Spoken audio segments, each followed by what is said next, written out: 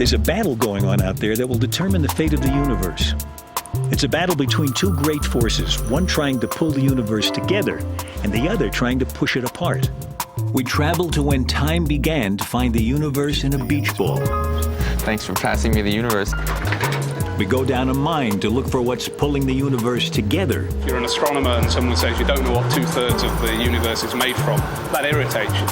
And we look for what's pushing it apart by searching for exploding stars. I finally. I'm Alan Alda. Join me as Scientific American Frontiers ventures out into the dark side of the universe.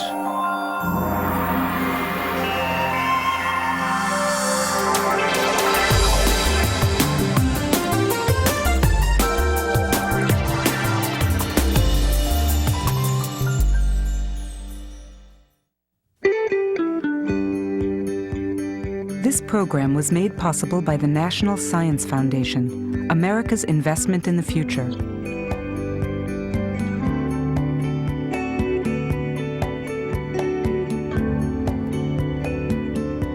And by contributions to your PBS station from viewers like you. Thank you. Once we thought our world was the center of the universe. And today we know we're on a minor, if privileged planet, circling an average star in an inconspicuous spot in an unremarkable galaxy that's just one of billions of galaxies, occupying a universe that stretches farther than we can see, even with our biggest telescopes. But in the last few years, telescopes like these here in Chile have shown us that we're even less at the center of our universe than we could have ever imagined. You and I and these rocks and the sun that shines on us and the stars that twinkle overhead aren't even built of the same stuff that most of the universe is made of. And there's a mysterious force out there in space that literally comes out of nowhere. It's a force that seems to be pushing the universe apart faster and faster, until one day everything out there beyond our own little solar system will simply disappear into blackness. Our universe and our place in it just got a whole lot weirder. Staring at a patch of sky 1/10 the diameter of the moon, the Hubble Space Telescope recently peered farther out into our universe and farther back in time than any telescope before.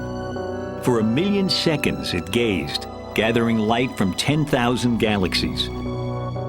The smallest and faintest are some 13 billion light years away, meaning their light has been traveling toward us since shortly after the universe began.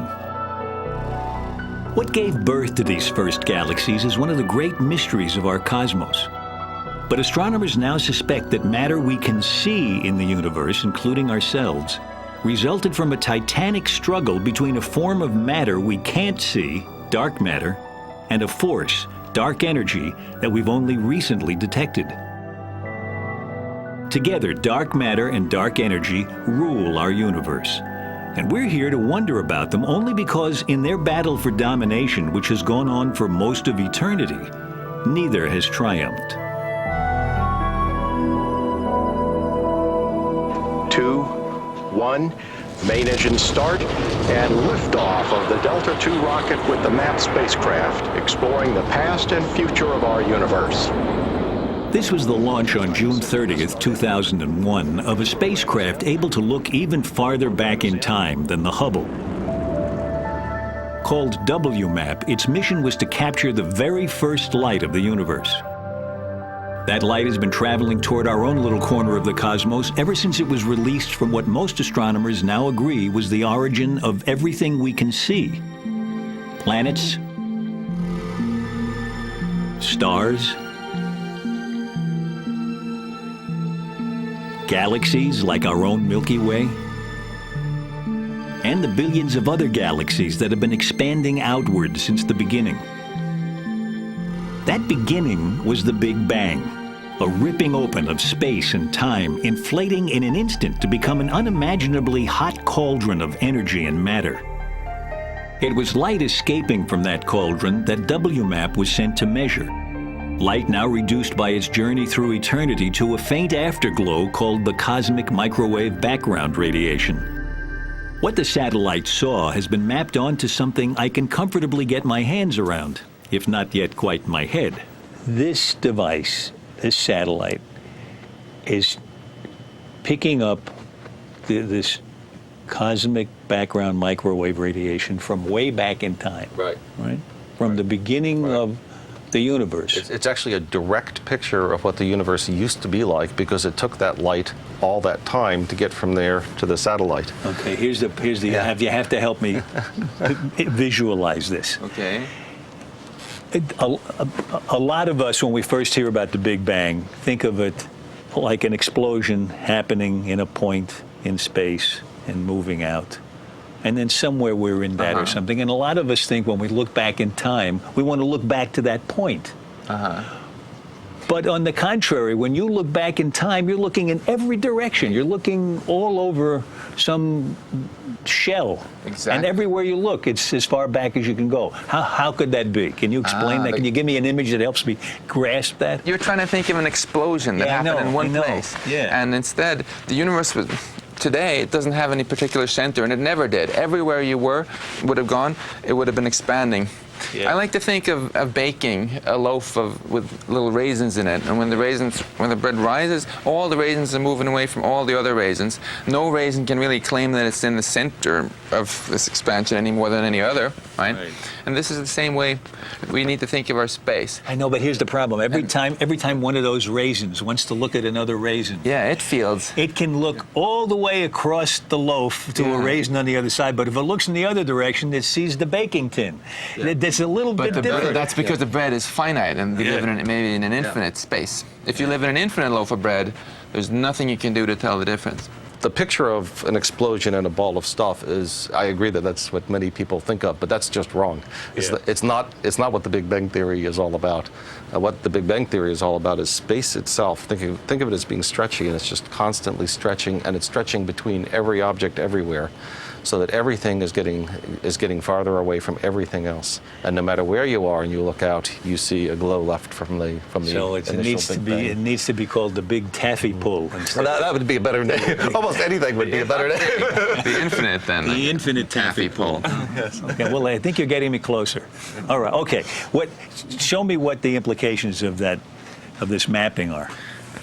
So what I really love about Chuck's beach ball is that it represents this very basic fact that even though space itself may be infinite, we can only see a finite volume. It's a huge volume. This is about 13 billion light years in radius, but it's still only finite, right? So we're in the center of this, and the most distant thing we can see is this hot glowing wall of hydrogen plasma, which is opaque. So, we just can't see what's on the other side. But on the side of the wall we can see, on our beach ball, it's the inner surface. The incandescent plasma just beyond has cooled enough to go from being uniform and featureless to having eddies and ripples. It was these tiny imperfections that were imaged by the exquisitely sensitive eyes of the WMAP satellite. Chuck and his colleagues have stretched the contrast here by a factor of 100,000 to prevent it from looking completely uniform. But there are, nonetheless, these tiny ripples where some places look hotter, others look colder. And that's just because there was a tiny bit more stuff in some directions than in other directions. And these little ripples are extremely important because it's because of them that we're here. If you just had something which was always uniform, it would stay uniform forever, and you would never make clumps, planets, and we couldn't be here talking.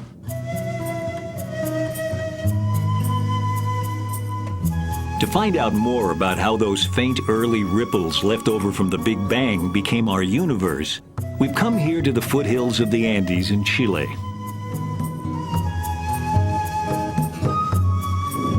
This region has become home to some of the world's biggest and most powerful telescopes.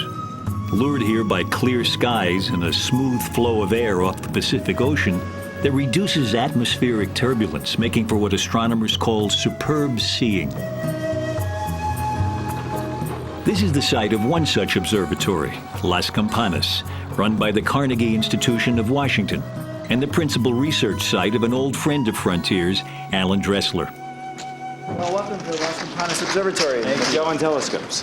Thank you. There seem to be two. There are two. They're twin 6.5-meter telescopes, which means they have mirrors that are about 22 feet across. which is a good size, and they collect light from distant stars and galaxies. And this is where we do most of our research. Hi, Miguel. Hey, how are you? That research is focused on the formative years of the universe. At the beginning, we know there was a very simple distribution of matter. It was very smooth. It was very simple elements, hydrogen and helium. There were no stars, just gas. How did the universe go from being deadly dull with no variation to tremendously complex so that there are creatures on it that look back and figure it all out? That's the fundamental question. And this zone, this sort of 3 billion years in to maybe 8, is where most of that complexity grew. And we can see that evolving, happening by this strange ability to look back in time. I mean, only in astronomy can you actually look back and see 5 billion years, 10 billion years into the past. You can see the past because it took the light. All those stories about time machines. Yeah, it is. We got one. We're looking at. The light from the stars comes in and hits that mirror. Exactly. Gets reflected on another mirror that's above that us little guy here. up there. The little guy up there, which in turn reflects then the light through the hole in the black turret, where there is another mirror, a diagonal mirror, 45 degrees, which directs the light to the instrument. When the light hits that mirror, how long has it been traveling? Well, for the things that I'm looking at with Pat tonight, the light has been traveling for about 10 billion years. So pretty much the whole age of the universe. And this is the first thing it hits after all that time. So it's got to be clean. Especially tonight, because it's the first time Alan will be using a brand new instrument. Alan, this is Pat McCarthy, my science partner here. This is the slit mask. So if you turn around and look through the light, you'll see. In what they affectionately call the WOC, Pat has painstakingly cut tiny holes corresponding to the galaxies he and Alan plan to study. In any area of the sky that we pick up, say a half a degree across, that's what this is looking at, that's the size of the moon, there will really be 100,000 galaxies, very faint, very distant galaxies. And we have selected, in this case, 700 of them we want to look at. So we must make sure that the light from those 700 goes through the spectrograph, but nothing else. Alan's new instrument doesn't just take pictures of those distant galaxies, it can read their spectra.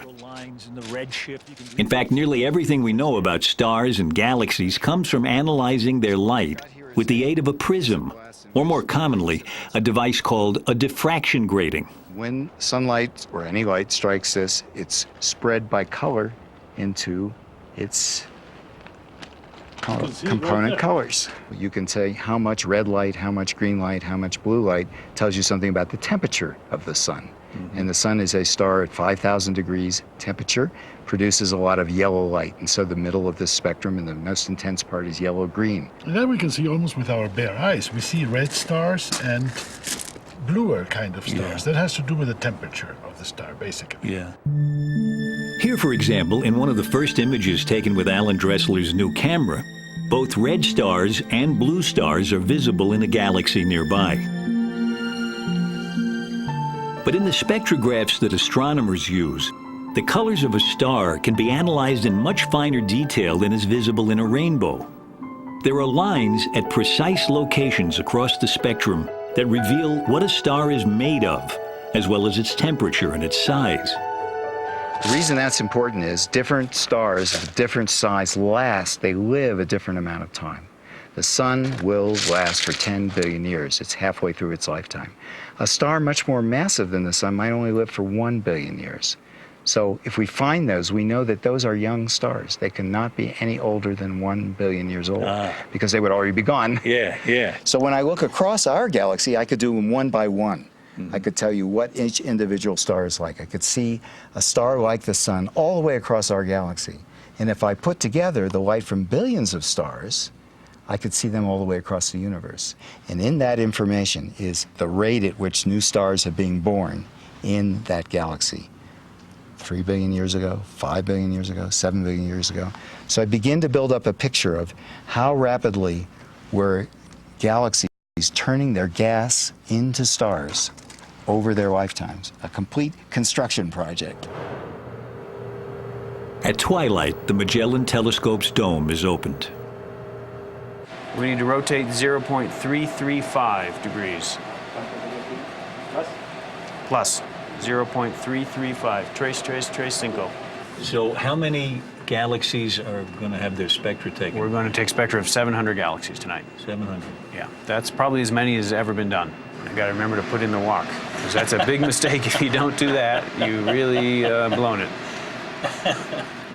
This first exposure using the wok took a half an hour. Okay, so already we can see some objects. That's encouraging. There's a bright one. This is just the beginning of several months' work that will add up to some 50 to 100 hours of data. But even from these first few minutes of peering across the universe, a trickle of light has left the signature of a galaxy in the full fury of creation. So here is a very faint line that is a very faint galaxy, very far away.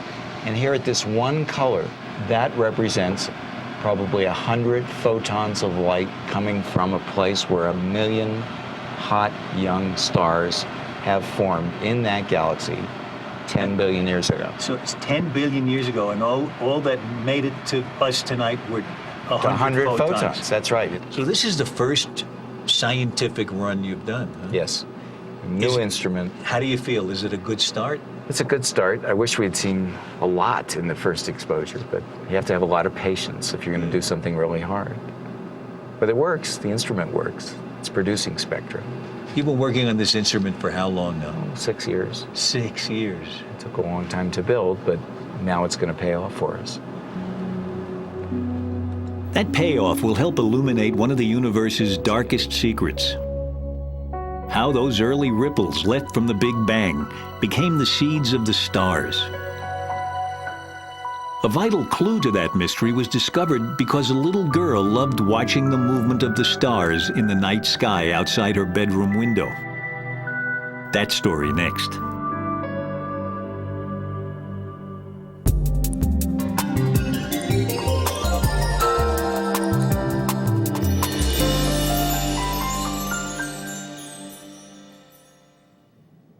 In the early 1970s, Vera Rubin was a rare young woman in the traditionally male-dominated world of astronomy. I got interested in astronomy by watching the stars as they moved outside my window. I had a window that faced north. I had a bed under the window, and I could see during the night that the stars changed their positions, and that's really what got me interested in astronomy. So I guess I was always interested in how things moved. Vera decided to look at how stars move in spiral galaxies, like our own Milky Way, as they revolve majestically in space. Most astronomers then studying galaxies were drawn to their centers, where the stars are densest. But as a then shy young graduate student, Vera looked instead to where galaxies trail off into empty space.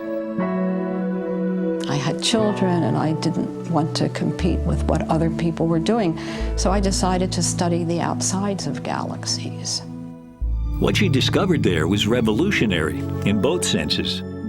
In our solar system, the planets revolve more slowly the farther they are from the gravitational attraction of the sun. Galaxies were assumed to rotate similarly, with stars moving more slowly the farther they are from the center. Instead, I found that the stars very far out were going just as fast as those near the center, sometimes even faster. sometimes faster. Sometimes faster, and well beyond where there was no light. In fact, I went to my office this morning and got this. Here's Andromeda, which is the largest galaxy, largest spiral near us. At our position in our galaxy, which would be like maybe a third of the way out here, we're moving at 500,000 miles an hour around the center of our galaxy. You hardly feel a wind. That's right. And you don't notice it because everything around us, all the stars near us, everything is going just at the same speed that we are. Yeah. So here are the velocities of stars and gas all the way across.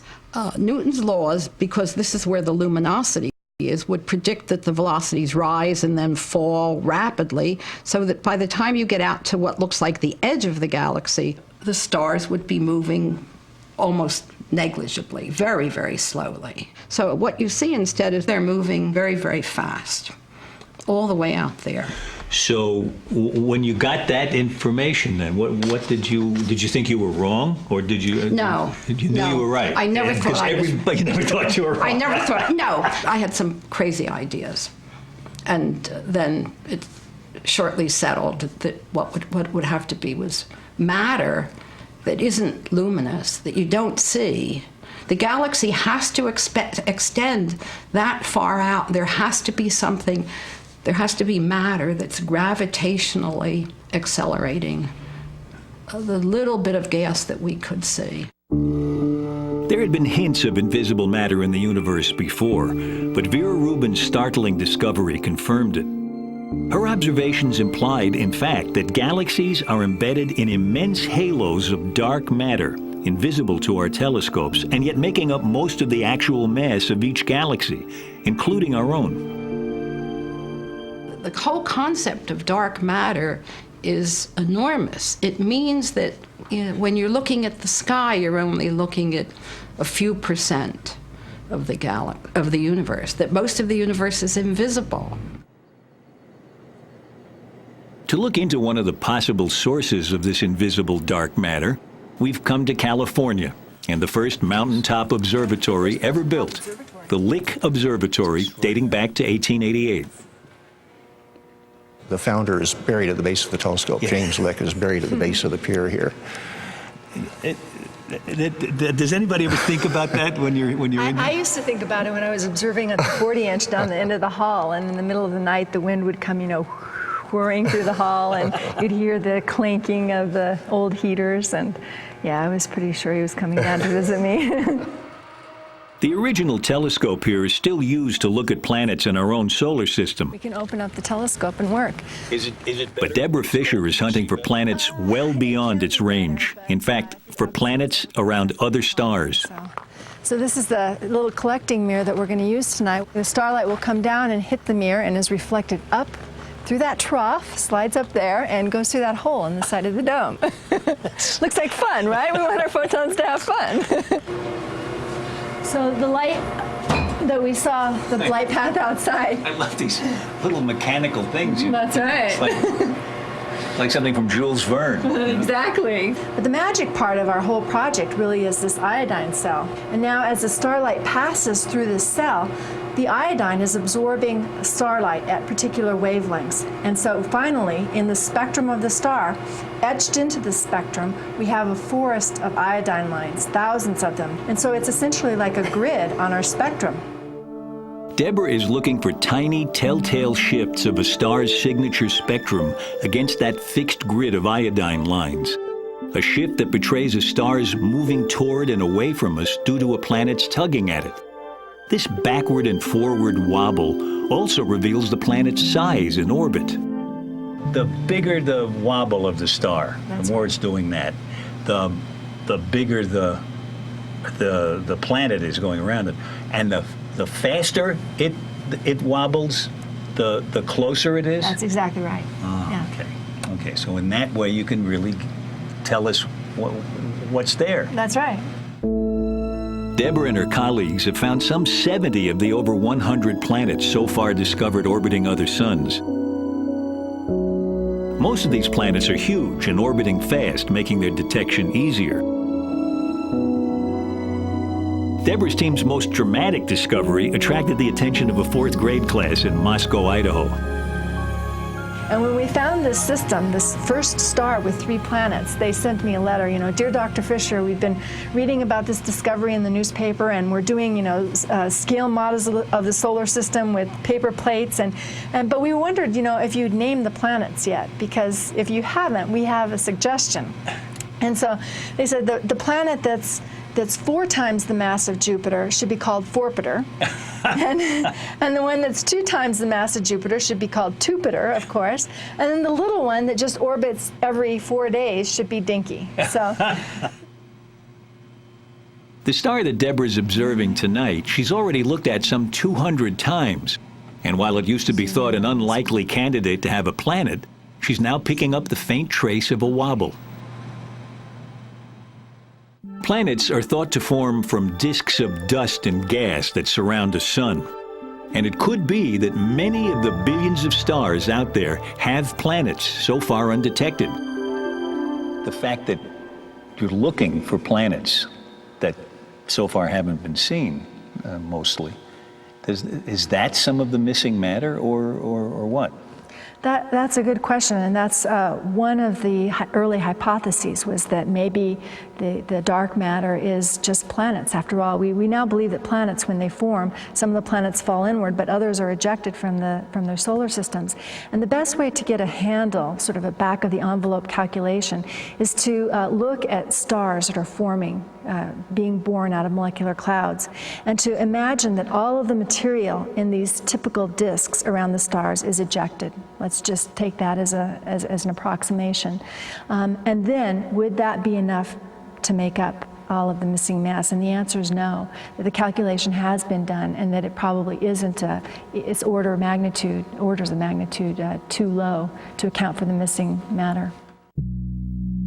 In fact, not only is most of the missing matter in the universe probably not the stuff that stars and planets are made of, it's probably not the stuff that anything is made of.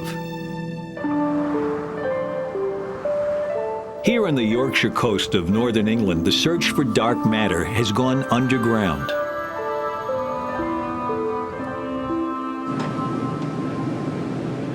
This is the Boulby Mine, whose mile-deep shafts provide cover from something tantalizingly similar to the prime suspect for missing matter.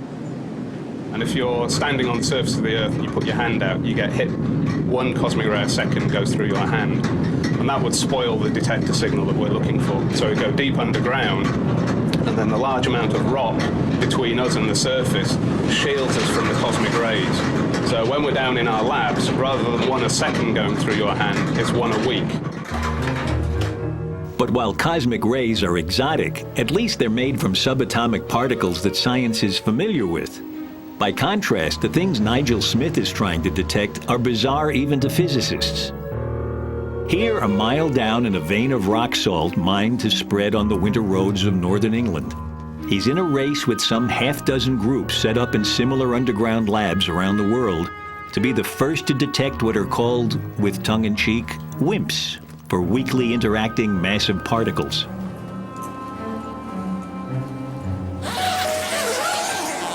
WIMPs have the apparently paradoxical property of being massive in the sense that they exert a gravitational tug, while being almost completely unable to connect with ordinary matter in any other way. In fact, to call them weakly interacting is to be generous. Most of them pass straight through the Earth and don't even notice. Most of them pass straight through the sun and don't even notice. But every so often there's just 1 or 2 a month or a year will actually hit a nucleus head on. And that nucleus recoils, and it's that recoil that we're looking for. But the majority of the billions of WIMPs that are passing through as we stand here every second, they just stream straight through, and you never see them. This is just one of 3 different kinds of detectors here at the United Kingdom's dark matter hunt. And the research project has just constructed a large new underground facility to house them. There are other detectors in tunnels beneath the Apennine Mountains in Italy, where a joint Italian-Chinese team has been claiming evidence for WIMPs, a claim met with skepticism from their competitors. While in the United States, a new facility is being constructed in a mine in northern Minnesota. All this effort to detect a hefty ghost particle that may not even exist.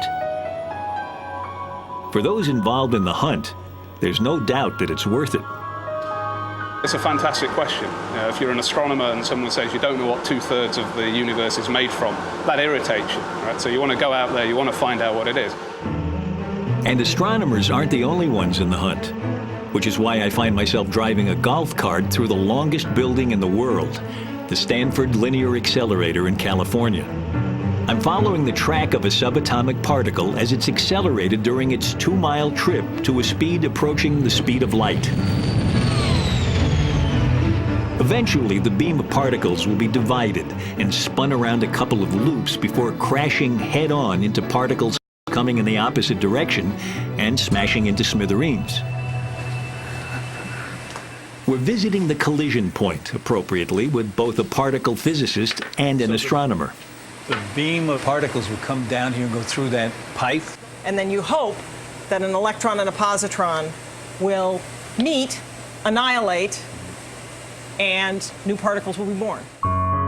It's from collisions like this that scientists have built up their picture of the fundamental particles of matter in what they like to call the Standard Model. But for the Standard Model to work, physicists have been forced to invent a strange mirror world in which the known particles have ghostly cousins called supersymmetric particles. This extra set of particles we haven't discovered yet, but they're our best candidate. We think it's the smoking gun for the dark matter out there. So you and I aren't made of these supersymmetric particles, but the dark matter that's controlling a lot of what's happening in our universe is made of these supersymmetric particles. That's the best theory. That's our best guess at this point. Now, this is interesting. You are pretty sure, or are you dead certain, that these that supersymmetric particles exist or have existed? We're going to get different answers. Less than pretty sure, but if this were a horse race, this is the one I'd be putting my money on. It is thought that supersymmetric particles are all over the universe? They're out there. Yeah. Yes. And how did they get started? Where do they come from? On the Big Bang itself. From the Big Bang. So are you trying to create a situation something like the Big Bang, where you get both the particles and the supersymmetric particles, the mirror versions of them? But I thought you needed something I thought you needed a lot more energy than you could possibly get on Earth to create a Big Bang. We're not recreating the Big Bang. Right, thank God, because I would stand a lot further away from it, and I'd wear that hat. But we are able, if we have enough energy in our particle accelerators, to create the constituents that were created in the Big Bang. And so, at the same time that astronomers are going underground in their hunt for the missing dark matter, particle physicists too are burrowing to build the biggest atom smasher ever in the hope of creating dark matter. This is the construction of what's called the Large Hadron Collider at CERN in Switzerland. Due to come online in 2007, the LHC will have gigantic detectors designed to peer into the wreckage of particle collisions of truly stupendous energies. If not quite the Big Bang, then certainly the closest we've ever been to it. The closest we've actually been to it, of course, was with the WMAP spacecraft, which mapped the ripples left as the Big Bang cooled. In the pattern of these ripples, the WMAP scientists see direct evidence for dark matter. You only get this if you have about 6 times more dark matter than all atoms combined. What we did is we generated literally tens of millions of possible universes on the computer, and we compared them with our measurement of the real universe that we have. And I think of it as like matching fingerprints. So this is the actual fingerprint of the real suspect, and we have a mug book of fingerprints, and we match them up, and we pick out the right suspect that way. And as Max described, that the right suspect has this substantial amount of dark matter in it. Today, then, the evidence is mounting that most of the stuff in the universe is not only invisible to us, but isn't even what the visible stuff is made of. But to astronomers like Alan Dressler, looking back in time to see how the universe began, dark matter is more than just astonishing. It allowed us to be. You're taking this picture of way back in time, and you're seeing the formation of the stars. Now, what role does dark matter play in that? It's very important to see how galaxies form, but they couldn't have formed, we now believe, without the dark matter, because there wasn't enough gravity and all this kind of material that we're made of to coalesce and make stars. And that's where the dark matter played the pivotal role. It actually held this, what we call baryonic normal matter, together and allowed it to begin to concentrate and to cool and then make stars. So that transition from, already there were these sort of wells, these places where gravity was strong, and all those atoms suddenly said, oh, there's gravity here from this dark matter, and they headed in that direction. So they fell into those little wells of gravity that have been growing since the Big Bang. But if dark matter's gravitational hug was indispensable to our universe's birth, we now know that from the start it's been opposed by an anti-gravity force that might, if things had turned out just a little bit differently, have overwhelmed it, and instead blown the infant universe apart. That story next.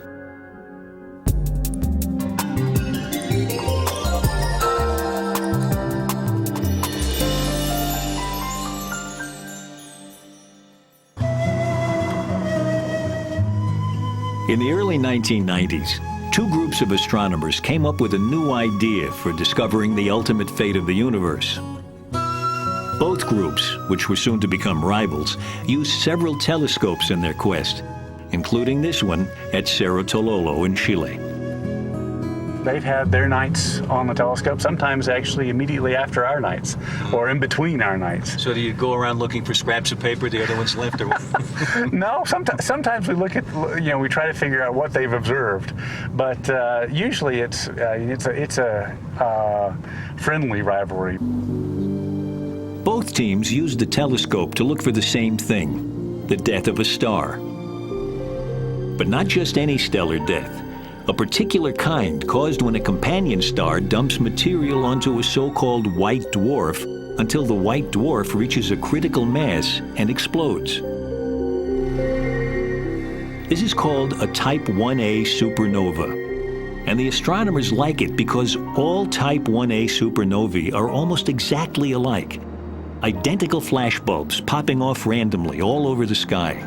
With just a 2-minute exposure on this telescope, we can see halfway across the universe. That's how powerful the telescopes are and how bright supernovae are. So we can take very short exposures and cover large parts of the sky to discover supernovae. But discovering them is only the beginning. Once a supernova is spotted, other, even bigger telescopes are standing by to pounce on its light and read its spectrum. If we don't find supernovae in this telescope, then all the other telescopes are waiting, have nothing to do. Right. They get real mad at us.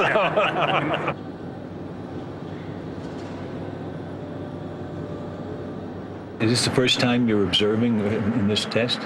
Yeah, this is the beginning of our season. So we're going to go 3 months now, 30 half nights searching for supernovae. And tonight is the first night. So your exposure is covering all of this, and that's even more than a full moon would be in the sky. So what's the probability that you'll find a supernova? In this one field? Yeah. It's about 1. It's one for this month. But so sometime during this month, you're going to, if you keep pointing there, you're going to catch at least one.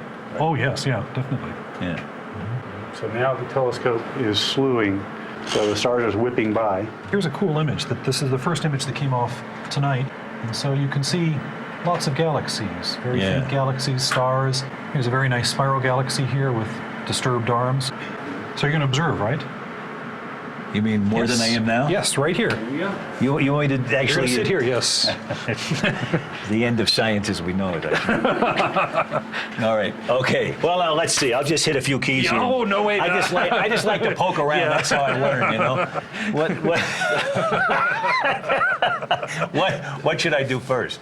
Wait for him. When he says OK, you hit enter. And that's it? That's it, yes. No. Okay. Okay. There it goes. There it is. And that sound was the shutter opening. Oh, yeah. Yeah, I heard that. Now taking data. Your first image in search of supernovae. I hope I find That first night of the season, Nick and Chris and their team took 16 different snapshots of the sky. By the next night, now no longer observing from the telescope but from a control room in the nearby town, they had processed several of those images. And one of them, though sadly not mine, came up a winner. So here we've got a big diffuse source of light, and it looks like it's probably a galaxy. And in both the images, there's apparently a little new light source just outside that galaxy. That looks like a supernova to me. Great. this would be a really good candidate if we get a follow-up image to do spectroscopy. As a matter of fact, we don't need a follow-up image. This definitely is a supernova. Supernovae are very rare events. The last one in our galaxy was 300 years ago. So it's only by staring at tens of thousands of galaxies at a time that the supernova hunters can hope for success. Once they've found one, there are only a few days before its explosion dies away. So there isn't much time for a large telescope like the Keck in Hawaii to get its spectrum. This spectrum not only confirms it's a Type 1a, but it also gives its age. The older the light, the more it's been stretched as space itself has expanded, and so the longer its wavelength, the more it's shifted toward the red. And because every Type 1a supernova explodes like a standard flashbulb, its brightness reveals how far away it is.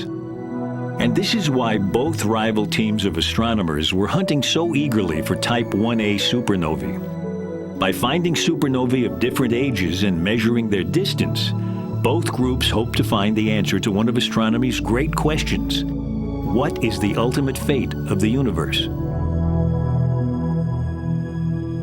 We met members of one team at Cerro Tololo. The other is based here at the Lawrence Berkeley Laboratory in California and is led by Saul Perlmutter. Both teams expected to measure how much the expansion of the universe has been slowing due to gravity, especially the gravity of all that recently discovered dark matter. And we thought it was going to be a great project. We were going to find out whether the universe was going to last forever or not, or whether someday all the stuff in the universe, all the matter in the universe would slow the expansion down to the point that it would come to a halt and then collapse. And what we ended up with was, when we started looking at the data, it looked like there was very little mass in the universe. In fact, it wasn't slowing very much at all. And then as you really looked at the data, you started going, you know, it's not only not slowing much at all, it's not even slowing, it's actually speeding up. And that was a real shock, because it was not part of the original description of our project when we were planning to use the telescopes. It was way better than that. Instead of slowing down due to gravity, the expansion of the universe appeared to be speeding up, as if under the influence of some sort of anti-gravity. The rival team was coming to the same mind-boggling conclusion. Was it an exciting moment, or was it just puzzling and puzzling and concerning, because it wasn't the expected result. So I mean, we were expecting deceleration. So really, the knot twist up in your stomach, saying, "Okay, let's go back and do this again. Make sure this is right." Yeah. And you go back through the numbers once again. You go back through the numbers yet again. Now you're starting to believe, well, we're onto something here. Wow. And the whole group, I mean, we're distributed, and so the emails start coming in saying, geez, can this be right? You don't want to come out with anything that's wrong, of course, in a scientific, a major scientific announcement. And so you're being so careful, trying to check, well, maybe it's this, maybe it's that, and you're looking at every possible thing. Finally, we came to the conclusion, well, we have to come out and say it. Were you all getting it right around the same time? Yeah, we announced at the same time in 1998 at a conference in Santa Barbara. And both groups came out, and we sort of knew that the other team was going to announce the same thing, and I'm never sure how we knew that. But we sort of did. Wait a minute. Were you pointing your telescope in their window and looking at their papers?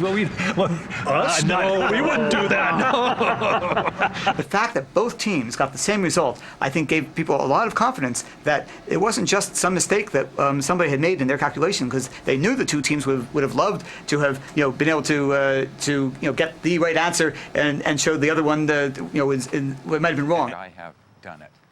Not everyone was taken aback by the idea of a runaway universe. Michael Turner had actually predicted the possibility several years earlier, reviving an old idea of none other than Albert Einstein. Turner came up with a name for a force that could push the universe apart, dark energy. But its roots lay in one of Einstein's famous equations. The notion of dark energy was, as I understand it, something that he came up with and didn't really understand he had come up with it. How far off am I with that? That catches a lot of it. I mean, in science, people were often confused. And so Einstein was confused about the expansion of the universe. His equations wanted a universe that expanded. And so he put in this fudge factor that canceled the attractive gravity of matter. When just a few years later the universe was discovered actually to be expanding, the cosmological constant, Einstein's anti-gravity fudge factor, was no longer needed. He gratefully discarded it, calling it his greatest blunder. But it's one of the wonderful things about science is when we are in this struggle to try to understand, we invent things. And once you take something out of Pandora's box, you can't put it back. And so this idea was laying around in our idea box, and it's sort of like anti-gravity. It's a repulsive gravity. And so it resurfaced again in trying to understand why the universe not is expanding, but the expansion is speeding up.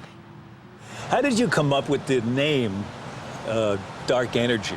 It's kind of a nice yin and yang with the dark matter. You know, so we have dark matter and we have dark energy, and they're fundamentally different, and that's, you know, matter is different than energy. And then, you know, today we have the battle between the dark matter and the dark energy. There is one uniquely privileged spectator to the battle between dark matter and dark energy: the Hubble Space Telescope. Perched high above the atmosphere of Earth, it has a clear view of the supernova beacons used to track the universe's history. We went to visit the control room for the Hubble Space Telescope in Baltimore. Nice to meet you. Welcome to the Space Telescope Science Institute. Thank you. I can't wait to see you. Yeah. My guide is supernova hunter Adam Rees. Can you tell me what all these folks in here are doing? I mean, there's constant activity and chatter, and what is it all about? Right. They're primarily monitoring health and safety. They're looking at telemetry. They're looking at temperatures and voltages of thousands of different components on the telescope and making sure they're all within their tolerances. They're looking at the heating on one side of the telescope when it's in the sun side.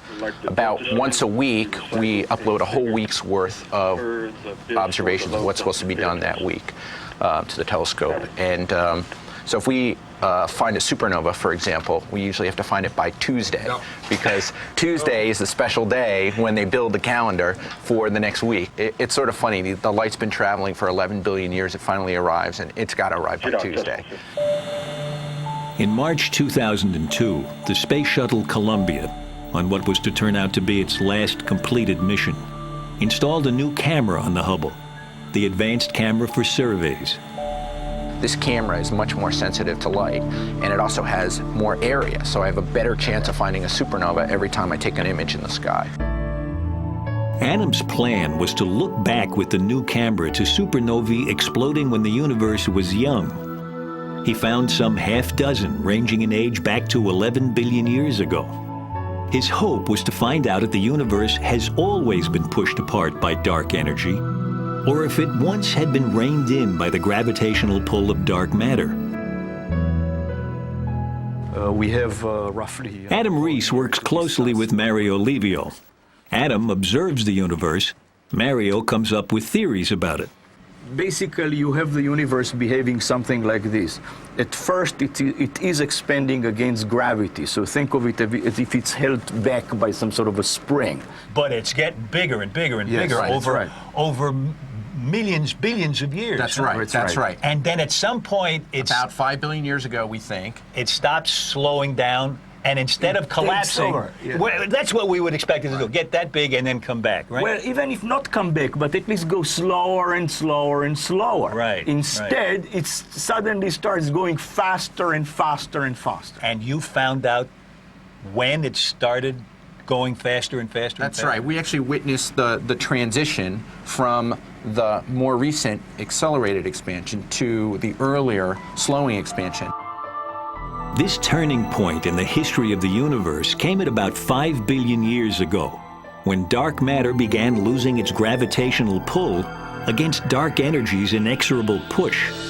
You know, gravity decreases in proportion to distance. You know, if you double the distance, gravity becomes 4 times weaker. Right. This force that you get from the dark energy, when you make double the distance, the force becomes twice larger. Oh yeah. We think it's a property actually of the vacuum, and so when there's more vacuum between you and a distant galaxy, there's more of this dark energy. So the force is bigger. there is a factor of an increase in the amount of dark energy that has a factor on the speed. Yes, that's right. It's a little bit like a built-in spring in the vacuum, and as something gets further away, there are more and more of these springs connected, and it's harder to compress. In fact, they're pushing more and more, and so the bigger the universe gets, dark matter is losing its pull on the universe. Dark energy is gaining its push. It's always been there, right? The question that's now obsessing astronomers, including Michael Turner, is what dark energy might be. So we just don't know what it is. If it is like Einstein's cosmological constant, then it's just the energy of nothing. And according to quantum mechanics, nothing is not nothing. It's full of particles that are living on borrowed time and borrowed energy. We call They pop into existence. And then when the accountants come along, they disappear. And so if it's the energy of nothing, it's always been there. And then we're in for a very tough bit of history in the future, because the universe will keep speeding up and speeding up and speeding up, and things will get farther and farther away. And instead of the beautiful sky we have today with billions of galaxies, we'll only see a couple. It could be that it's just a phase we're going through, that something's out of whack and that the dark energy will dissipate. I think what you're starting to see is we don't know very much about it at all. So all this stuff didn't fill us in that much. We need help. We need some help. Help may be on the way from a proposed new spacecraft expressly designed for supernova hunting. With a camera able to image thousands of supernovae at a time, the SNAP satellite would hugely increase the number of beacons out there measuring the universe's expansion. This might not only help find out what dark energy is, but also help answer what is perhaps the deepest question of all. Is there a reason why the universe turns out right now to be an almost perfect balance between the pull of dark matter and the push of dark energy? Or is the fact that dark energy didn't blow it apart in its infancy just a lucky accident? Maybe the Big Bang that turned out so well for us was just one big bang among many. That if this burst of expansion happened here, there's no reason it wouldn't have happened here and there, and in the past and in the future. Right. In the same universe. In the same universe. It was in what was the same, what started out in. So now we need new language. Yeah. So the universe is the whole ball of wax, but they're different, disconnected pieces. Right. It was like bubbles in a glass of champagne. Exactly. The champagne is the early, or a universe at any given time, or the multiverse. And each bubble is a new universe. It's a new universe. If this is our universe, where would the other universes be in this multiverse? Thanks for passing me the universe here. We're actually kind of sloppy in astronomy when we talk about the universe, because what we usually mean is just the interior of this beach ball. The part of the universe that we can observe is what we call the universe. And that's, of course, strictly speaking, not true at all, because I don't have a single colleague who would entertain that space just ends here. That there's a sign here saying space ends here. Mind the gap. We all believe that space goes on outside, and most of us believe that space actually goes on forever and is infinite, which means that there's another sphere like this, and in the middle of that, maybe there's another planet where people discuss their universe and can't see ours. There's probably infinitely many of these. If you have this ensemble of universes, there may be some basic things which are true for all of them, but there may be some quantities which are accidental in these different universes. Some of those universes will allow life to evolve and us to be here and speak about this, and some won't. We said at the outset that our universe just got a whole lot weirder, dominated by matter we can't see and a force we can't feel. But maybe it's even weirder than that. Not only are we not at the center of our universe, maybe we're not even in the only universe. just in one in which dark matter and dark energy fought each other, at least when it mattered, back when the stuff we're made of was created, to a standstill.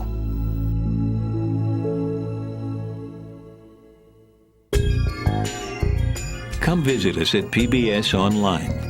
Scientific American Frontiers can be found on the World Wide Web at pbs.org.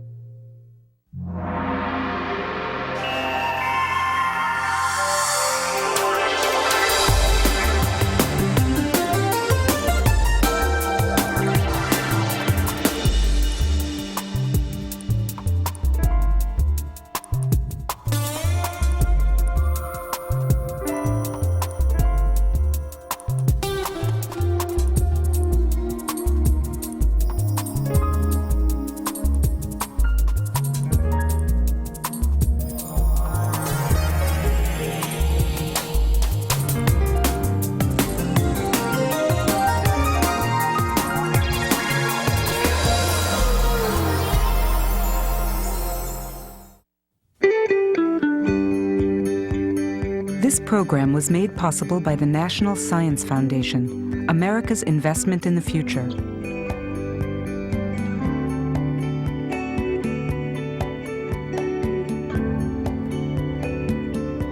And by contributions to your PBS station from viewers like you.